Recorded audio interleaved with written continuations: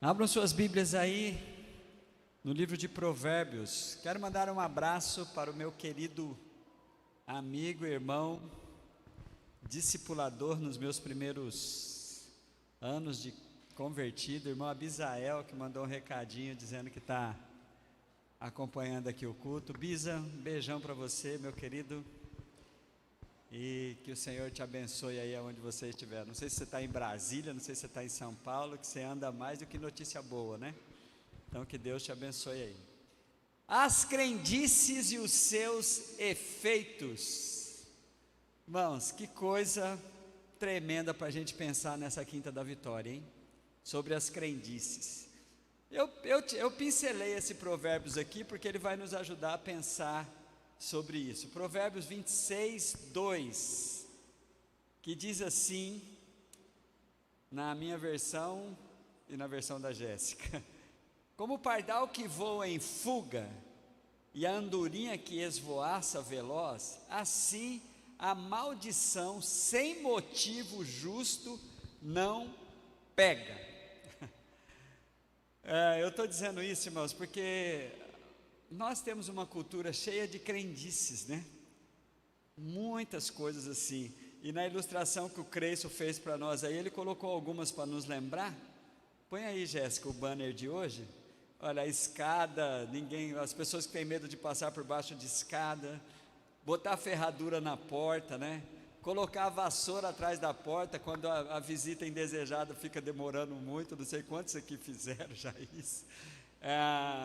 Medo de gato preto, bater na madeira, isola, irmão, já isola para bater na madeira, pé de coelho, tantas coisas.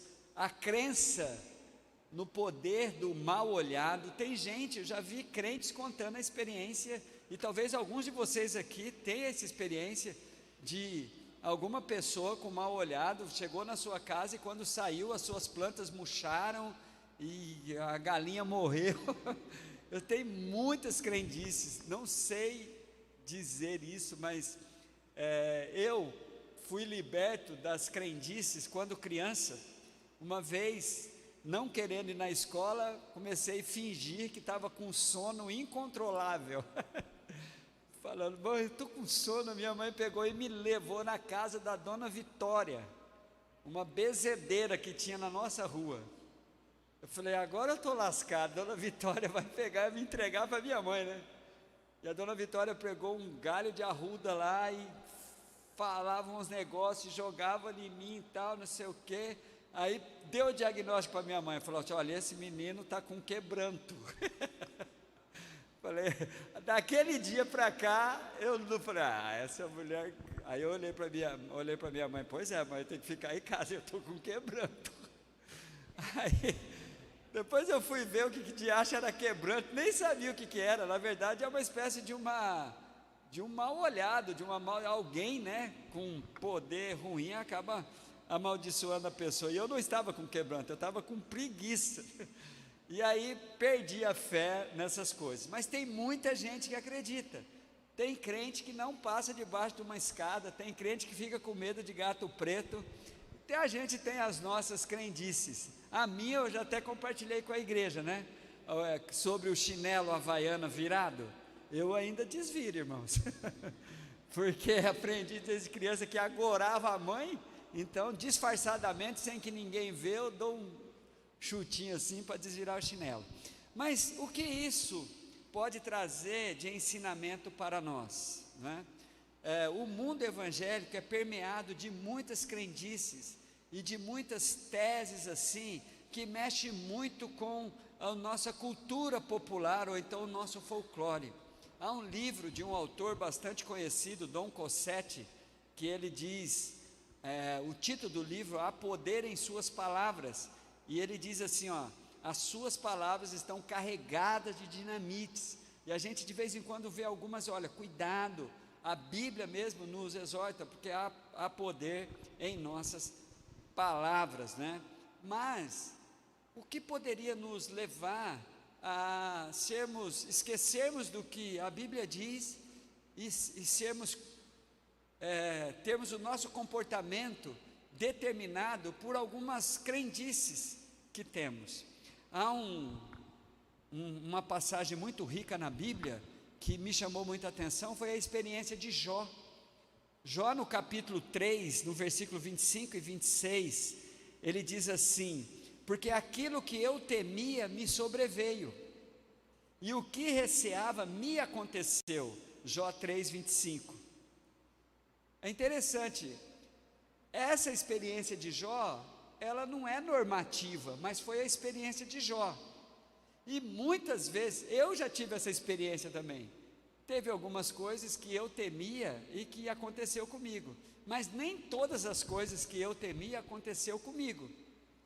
Mas é interessante, essa foi a experiência que Jó tinha, mas a gente tem que tomar cuidado para de repente criar uma doutrina em cima da experiência de Jó, ou então criar doutrinas em cima de experiências que algum irmão ou irmã teve nessa área meia mística assim, e dali para frente as pessoas começam a acreditar. Estava em uma casa fazendo uma visita, quando chegou uma outra visita, aí ela entrou pela porta da cozinha, sentamos à mesa e começamos a conversar. Quando fomos despedir, íamos saindo pela porta da sala, e a irmã que chegou depois lembrou: não, eu só posso sair pela porta da cozinha, porque a gente só pode sair por onde a gente entrou. Aí eu falei: pai, o que isso tem a ver? Eu falei: pois é, ela cria-se, então ela deu a volta, voltou, só saiu. E a gente tem algumas crendices, algumas coisas que nós acabamos por acreditar. Mas eu quero, irmãos, olhar para ver se a gente consegue fazer alguns paralelos bíblicos sobre essa questão de acreditarmos mesmo no poder da palavra, assim como se a palavra liberada já causasse alguma coisa, dizeres que a gente não, algumas pessoas não, olha, você não pode falar isso, né? Você não pode falar moleque, você não pode falar danado, você não pode, algumas palavras não podem serem ditas, você não pode falar essa minha dor de cabeça. Não, essa dor de cabeça não é sua, eu estou com uma febre, vixe, nossa, essa minha dor de cabeça não passa, não, está amarrada, essa dor de cabeça não é sua, não fala assim. Então é muito interessante como nós temos assim, algumas vezes somos exortados no tocante a isso, no que falar. Eu comecei a pensar, irmãos, em algumas coisas olhando para a Bíblia. Olha só o que me chamou a atenção. Quando Jacó roubou a bênção de Esaú, olha a experiência que Esaú teve. Abra a tua Bíblia lá em Gênesis capítulo de número 27. Veja só.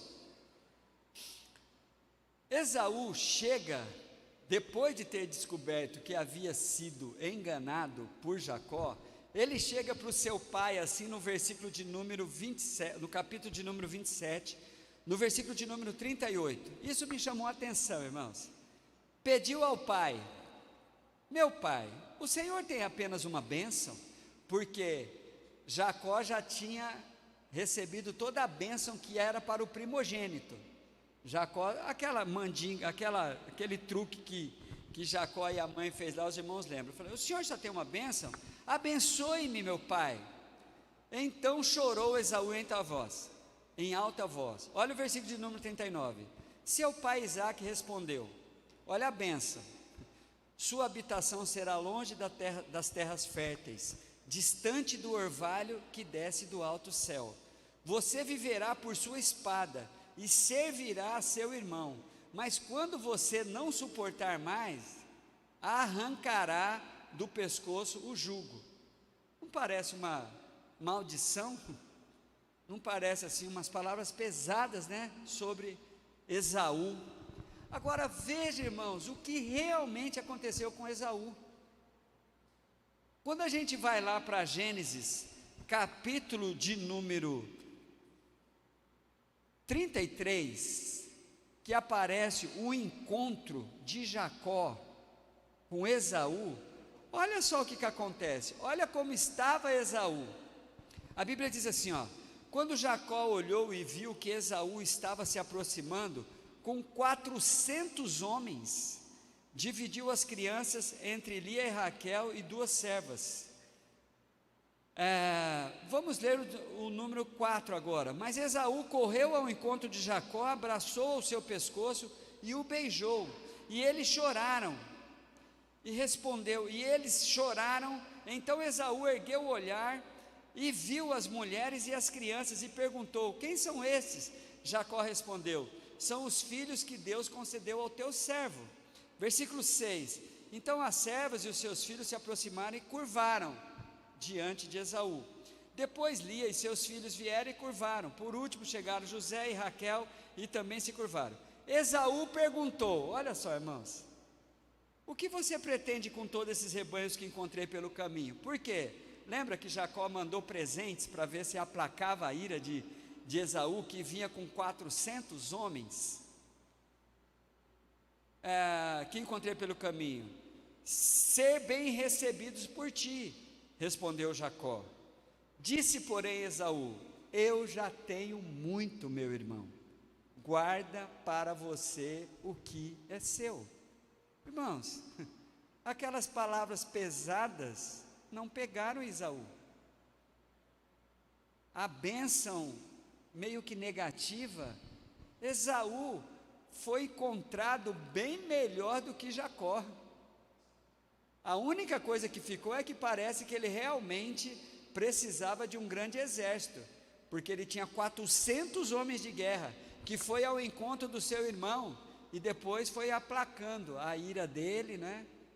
É interessante, queridos, essa passagem bíblica me chamou muita atenção, como algumas pessoas acreditam assim no poder das palavras. Se as palavras tivessem tanto poder assim, se as palavras que nem Dom Concetti diz que são dinamites, como é que Jacó ia chegar lá encontrando um irmão mendigo, bem pobretão?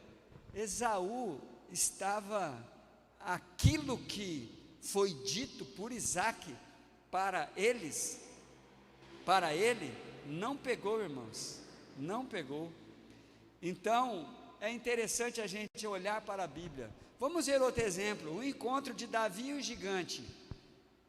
Abra lá a tua Bíblia, veja só, lembrando do que nós estamos em cima de Provérbios capítulo 26, 2, tá? Que como o pardal que voa, assim a maldição sem motivo justo não pega. Olha só, irmãos, 1 Samuel capítulo 17, alguns exemplos bíblicos para que eu compartilhe com os irmãos aquilo que queimou no meu coração. Versículo 41. Enquanto isso, os filisteus com seu escudeiro à frente vinham se aproximando de Davi. Olhou para Davi com desprezo, viu, eu estou lendo 17, 1 Samuel 17, 42 agora. Viu que era só um rapaz ruivo, de boa aparência, e fez pouco caso dele, e disse a Davi: por acaso sou um cão para que você venha contra mim com um pedaço de pau? E o filisteu amaldiçoou Davi, invocando seus deuses. Provérbios cai bem aqui, né?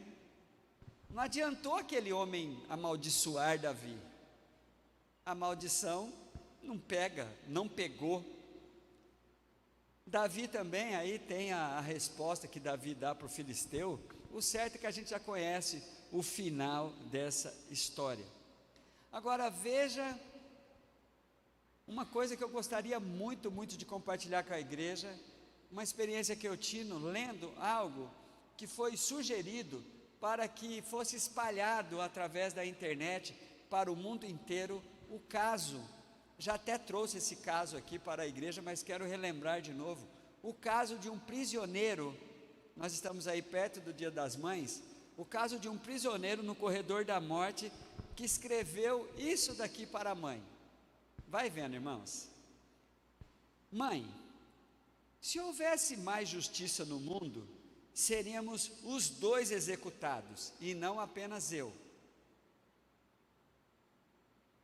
És tão culpada quanto eu. És tão culpada quanto eu sou pela vida que tenho levado. Lembra-te de quando eu roubei e te levei para casa a bicicleta de um menino como eu? Tu ajudaste-me a escondê-la, para que o meu pai não descobrisse. Lembras-te quando eu roubei o dinheiro da carteira do nosso vizinho? Tu foste comigo gastá-lo ao centro comercial que havia mais perto.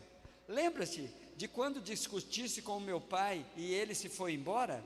Ele só queria corrigir-me por ter roubado o exame final do curso, que eu acabei por ser expulso. Mas eu era só uma criança. Pouco tempo depois, tornei-me um adolescente problemático, e agora sou um homem bastante mal formado. Mãe, eu era apenas uma criança, que precisava de correção e não de aprovação, mas mesmo assim, perdoo-te, mãe. Só peço que faças essa carta chegar a todos os pais do mundo, para eles saberem que o que faz todos os homens se tornarem pessoas de, ou melhor, para saberem que o que faz todos os homens se tornarem pessoas de bem ou criminosos é a educação. Obrigado, mãe, por me teres dado a vida e também por me ajudares a perdê-la. Seu filho delinquente. Ah, irmãos, pelo amor de Deus. Eu fiquei com raiva desse cara. Olha só, não me parece Adão no jardim do Éden, a mulher que tu me deste? Que estrago esse indivíduo. Eu espero que essa mãe não tenha assumido essas palavras tão pesadas. Queridos, esse cara aqui, ó, é emocionante, né? Ai, vamos espalhar isso. Se isso por acaso chegar no seu celular aí, não passa para frente não. Isso é uma maldade. Isso é uma maldade. Eu tenho uma crença de que todos os indivíduos são capazes de reagir positivamente aos desafios da sua vida. E se ele reagir negativamente, a gente vai lembrar do que está escrito em Ezequiel capítulo 18. A alma que pecar, esta morrerá. Ninguém vai ser culpado pelas atitudes e as decisões que você tomou.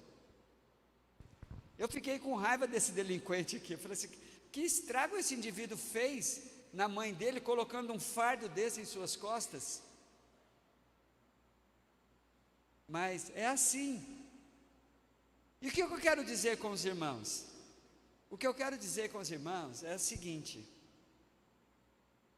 tudo mudou para nós na pessoa de Jesus Cristo. No Antigo Testamento, quando nós olhamos aqui a história de Esaú, a batalha verbal que houve antes da batalha física entre Davi e o gigante, não é? Havia uma crença muito grande em muitas coisas da cultura da época.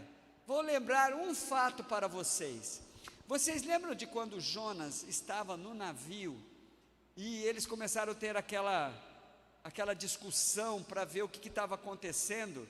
A Bíblia diz, para chegar até Jonas, o capitão do navio e os marinheiros lançaram sorte.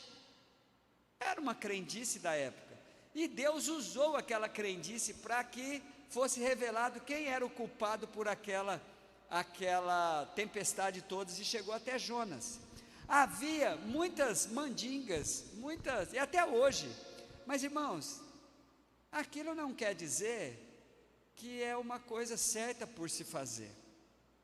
Hoje nós temos a palavra de Deus, que tem que nortear a nossa vida, e quanto mais nós nos libertarmos de crendices e passar para a frente aquilo que não vai ajudar em nada na vida das pessoas que queremos passar aquilo, é melhor. Quanto mais conteúdo bíblico, quanto mais verdades bíblicas passarmos, é mais proveitoso do que ficarmos presos a muitas crendices, porque elas não nos ajudam a ser pessoas melhores, não nos ajuda. E a maioria das pessoas que acreditam que tem muitas crendices internas, são pessoas que têm dificuldades de romper na vida, porque é muito medrosa. São pessoas que ficam desconfiadas de tudo e de todos. São pessoas que carregam sobre si uma possibilidade muito grande de ser dominada pelo poder das trevas, que Satanás engana, é perverso, cega o entendimento. Quando a gente olha para esses exemplos bíblicos aqui, a gente vai vendo de que há uma possibilidade de você ter a experiência de Jó, você colocar tanta fé nisso, que essas coisas começam a te acontecer. É perigoso você passar por baixo de uma escada, depois viu que passou, e qualquer coisa de ruim que acontecer com você dali para frente, você vai atribuir porque você passou por baixo da escada. Eu já vi comentários de evangélicos falando: ah, mas eu sou taurino, ele é de Áries. Eu falei: uai, e crentes dizendo que é de touro, mas não se deu bem com o marido, porque o marido era... Uai, eu falei assim: uai, e tem muitos crentes que lê o horóscopo, acreditam em horóscopo, tem a sua vida, faz a avaliação da vida em cima de horóscopo, mas onde?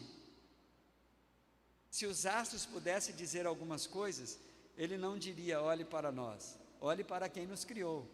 Salmo 19, os céus manifestam a glória de Deus e o firmamento anuncia as obras de suas mãos. Queridos, eu quero dizer, para que nós venhamos filtrar e nos libertar de toda e qualquer crendice. Há poder nas palavras? Pode ser que sim, mas com aquelas variáveis que o pastor já falou aqui, não é? Depende de como você está ouvindo, a palavra que você está ouvindo, se você crer nessa palavra e você tomar atitudes em cima dessa palavra, e Deus permitir ainda, no final das contas, tudo está no controle de Deus. No final das contas, tudo está no controle de Deus. Esaú, quando encontrou Jacó, tinha recebido uma palavra muito negativa do seu pai, mas ele era mais poderoso do que ele. Ele saiu debaixo daquele jugo, e eu creio que ele saiu debaixo daquele jugo quando ele decidiu de uma vez por todas perdoar o seu irmão. A Bíblia diz que Davi reagiu à praga do gigante agindo em cima da palavra de Deus. Quando Davi foi enfrentar o gigante, antes de lançar a pedra na testa do gigante, ele falou: eu estou indo contra você no nome do Deus vivo, o Deus de Israel.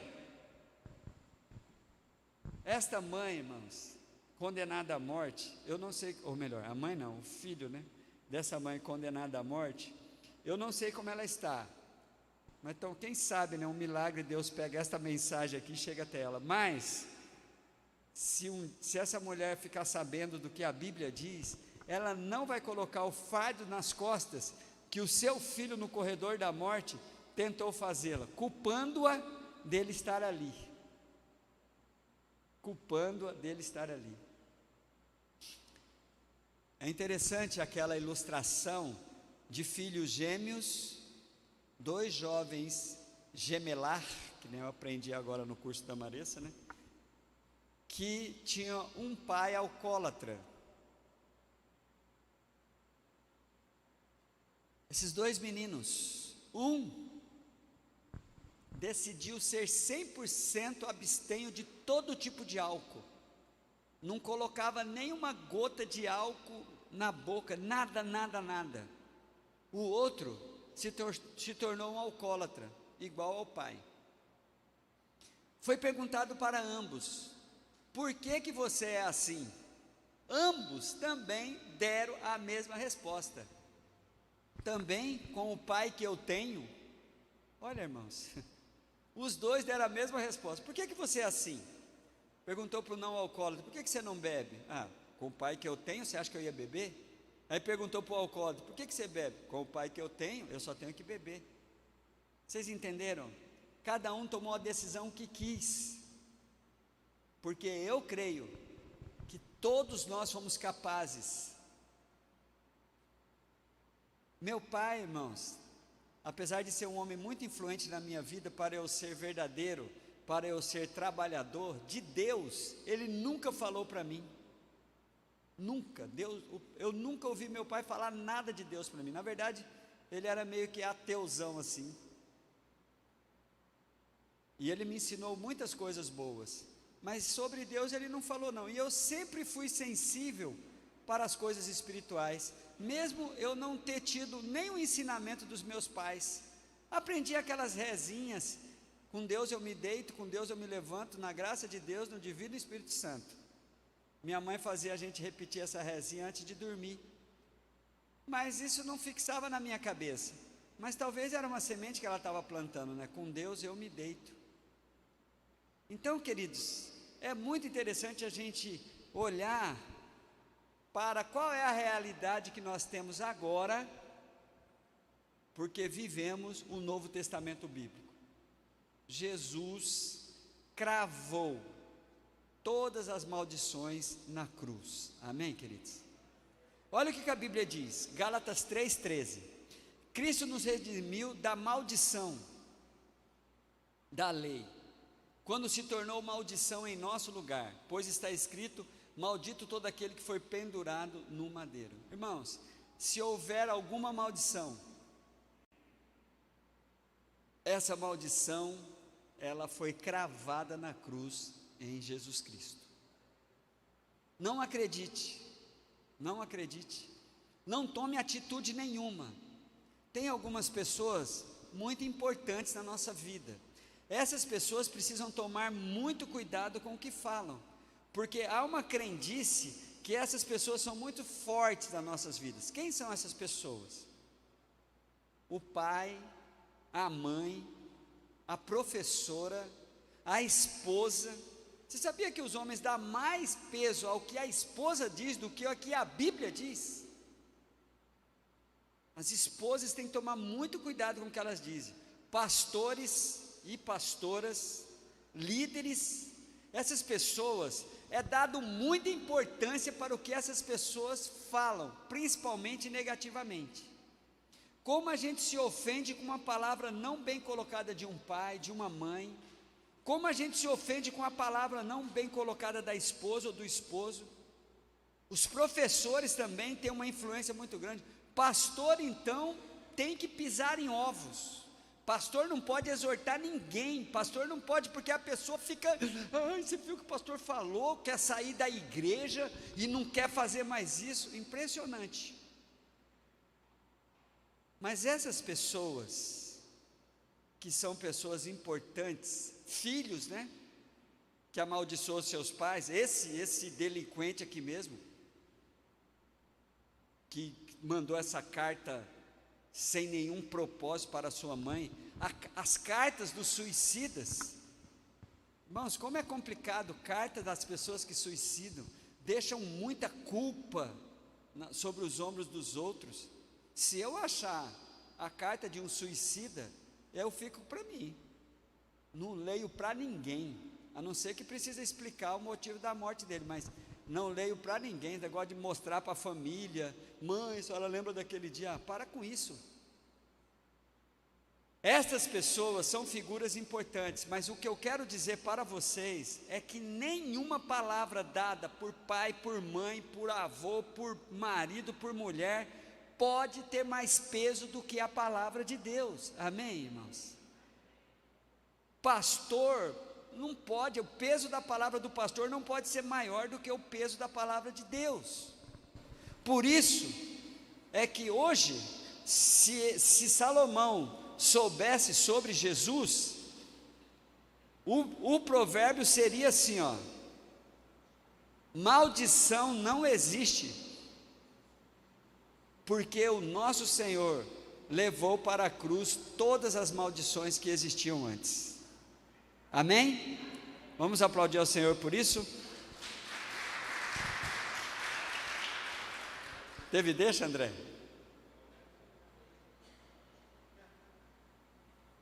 Vamos ficar em pé, queridos.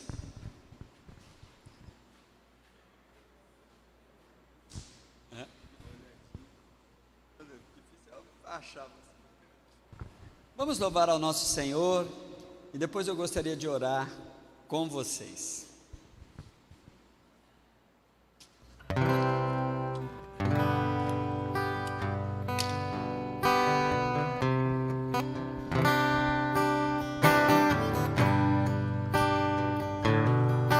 Quando tudo diz que não, sua voz me encoraja a prosseguir. Quando tudo diz que não, ou parece que o mar não vai se abrir, sei que não estou só, e o que dizem sobre mim não pode se frustrar. Venha em meu favor e cumpra em mim teu querer, Deus do impossível.